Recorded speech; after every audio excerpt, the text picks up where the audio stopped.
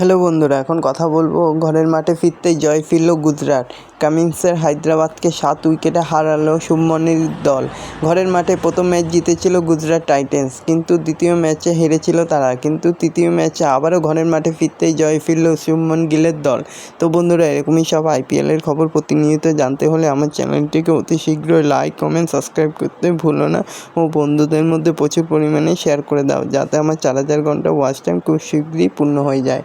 তো বন্ধুরা, ঘরের মাঠে প্রথম ম্যাচ জিতেছিল গুজরাট টাইটেন্স, দ্বিতীয় ম্যাচে হারলেও তৃতীয় ম্যাচে ঘরের মাঠেই জিতে গেল। গুজরাট টাইটেন্সের বিরুদ্ধে 162 রানেই থেমে গেল ইনিংস সানরাইজের। ব্যাট করতে নেমেই সহজে সেই রান তুলে নেয় শুভমন গিলের দল। গুজরাটের নরেন্দ্র মোদী স্টেডিয়ামে 7 উইকেটে ম্যাচ জিতে নেয় টাইটেন্সরা। তো বন্ধুরা, টস জিতে প্রথমে ব্যাট করার সিদ্ধান্ত নেয় হায়দ্রাবাদের অধিনায়ক প্যাট কামিন্স। আগেরবারের ম্যাচের মতো রানের পাহাড় করতে পারেনি, 162 রানেই তাদের ইনিংস থেমে গেল। ব্যাট করতে নেমে খুব সহজেই সেই রান তুলে দেয় শুভমন গিলের দল।